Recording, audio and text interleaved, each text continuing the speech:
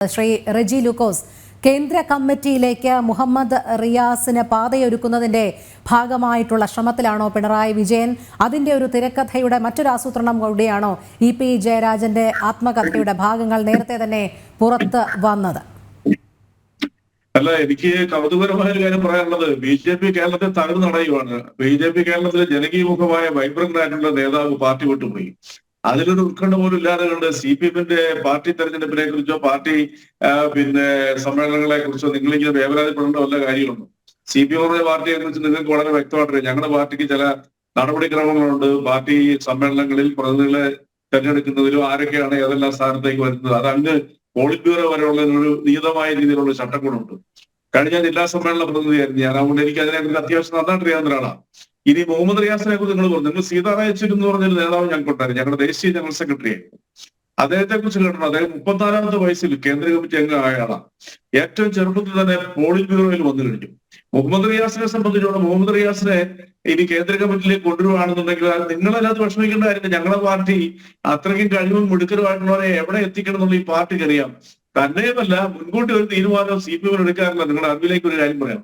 Party ബ്രാഞ്ചുകാർ തലമുതലുള്ള സമ്മേളനങ്ങളിലൂടെ പ്രതികളെ തെരഞ്ഞെടുത്ത് ആരെയൊക്കെയാണ് എവിടെയൊക്കെയാണ് എത്തിക്കേണ്ടവരുടെ പ്രവർത്തന പാരമ്പര്യവും എല്ലാം നോക്കിക്കൊണ്ട് പ്രായവ്യത്യാസമില്ലാതെ കണ്ട് അവിടെ എത്തിക്കാനുള്ള കഴിവുള്ള പാർട്ടിയാണിത്. ഇനി മുഹമ്മദ് റിയാസിനെ കുറിച്ച് നിങ്ങൾ എന്തിനാ പേരുകൊണ്ടാണോ നിങ്ങൾ ഇത്രയ്ക്ക് ബുദ്ധിമുട്ടുന്നത്? എനിക്കത് മനസ്സിലാകുന്നില്ല. മുഹമ്മദ് റിയാസിനെ കുറിച്ച് ഒരു വാചകം പറയാം. ഇപ്പൊ നിങ്ങൾ ഇതിനൊരു മറുപടി പോലും അറിയിക്കാത്ത ചോദ്യമാണെങ്കിലും പറയാം. മുഹമ്മദ് റിയാസ് എന്ന് പറയുന്നത് ഓടളക്കി BJP-യിലേക്ക് ഒരാള് കേന്ദ്രത്തിൽ നിന്ന് കാശ് മുടക്കി വരുമെന്ന് കയറുന്നവരല്ല റിയാസ് വന്നു. റിയാസ് SFI-യിലൂടെ വന്ന് മർദ്ദനങ്ങൾ ഏറ്റവും വിദ്യാർത്ഥി സമരത്തിലൂടെ വന്ന് അതിന്റെ ദേശീയ പ്രസിഡന്റായി, DYF-യുടെ ദേശീയ പ്രസിഡന്റായി, രാജ്യം മുഴുവനും അറിയപ്പെടുന്ന ഒരു യുവജന നേതാവായിട്ട് വളർന്നു വന്നിട്ടാണ് അദ്ദേഹം ഇപ്പൊ നിയമസഭയിൽ വന്നിരിക്കുന്നത്. അദ്ദേഹം സംസ്ഥാന സെക്രട്ടേറിയറ്റ് മെമ്പറാണ്. അത് ആദ്യമായിട്ട് വരുന്ന ഒരാളല്ല മുഹമ്മദ് റിയാസ്.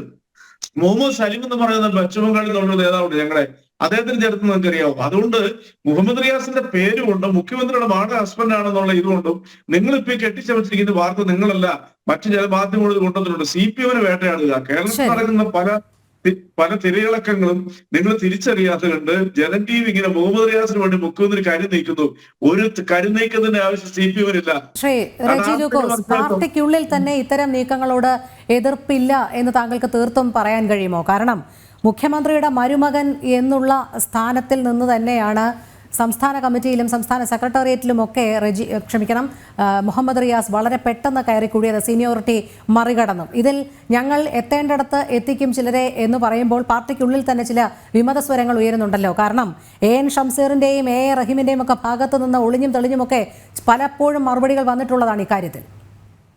അല്ല, അത് നിങ്ങൾ മനസ്സിലാക്കേണ്ട ഒരു രസകരമായ കാര്യം എന്ന് പറയുന്നത്, CPM-ന്റെ ഏരിയ സമ്മേളനം തുടങ്ങിയിട്ടേ ഉള്ളൂ. CPM-ന്റെ ഏരിയ സമ്മേളനം കഴിഞ്ഞ് ജില്ലാ സമ്മേളനം, സംസ്ഥാന സമ്മേളനം, അത് കഴിഞ്ഞിട്ടാണ് പാർട്ടി കോൺഗ്രസ് പറയുന്നത്. അതിനകത്ത് ആരൊക്കെ എത്തിക്കണം, അത് ഏതൊക്കെ പ്രായം നോക്കണം എന്നൊക്കെ ഒരു മാനദണ്ഡം ഞങ്ങൾക്കുണ്ട്. അതിനകത്ത് ഒരു AA റഹീമോ ഒരു AM ഷംസീറോ ഇതിനകത്ത് ഒരു പരിഭവം പറയത്തില്ല. ഈ പാർട്ടിയെ കുറിച്ച് നിങ്ങൾക്കിടെ അറിവില്ലായ്മ കൊണ്ടാണോ അതോ അറിഞ്ഞിട്ടും ഈ രീതിയിലൊരു വാർത്ത ശ്രമിക്കുന്നതാണോ എന്നുള്ള കാര്യത്തിൽ എനിക്ക് അറിയത്തില്ല. എനിക്ക് രണ്ടാമത്തെ കാര്യമായിട്ടാണ് എനിക്ക് ശരിക്കും തോന്നുന്നത്.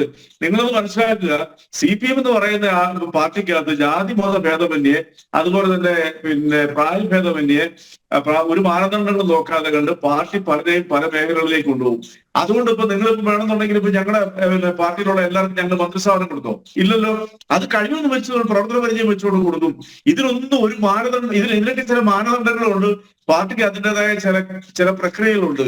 അതുകൊണ്ട് മുഹമ്മദ് റിയാസ്, ഞാൻ പറയുന്നത് മുഹമ്മദ് റിയാസ് പോളിറ്റ് ബ്യൂറോ വരെ കൊണ്ടുവരാൻ കഴിവുള്ള ആളാണ്. മുഹമ്മദ് റിയാസ് മന്ത്രി എന്നുള്ള നിലയ്ക്കും ഒരു രാഷ്ട്രീയ പ്രവർത്തകർ എന്നുള്ള നിലയ്ക്കും ഒരു സാമൂഹിക ഇടപെടൽ നടത്തുന്ന ഒരു യുവ നേതാവ് എന്നുള്ള നിലയ്ക്ക് പോളിറ്റ് ബ്യൂറോയിൽ എത്താൻ കഴിവുള്ള ആളാണ് മുഹമ്മദ് റിയാസ്. അത് അദ്ദേഹത്തിന്റെ ഭാര്യയുടെ അച്ഛൻ കേരളത്തിന്റെ മുഖ്യമന്ത്രി ആയിപ്പോയെന്ന് ഒരിക്കലും ഒരു അയോഗ്യതയല്ല.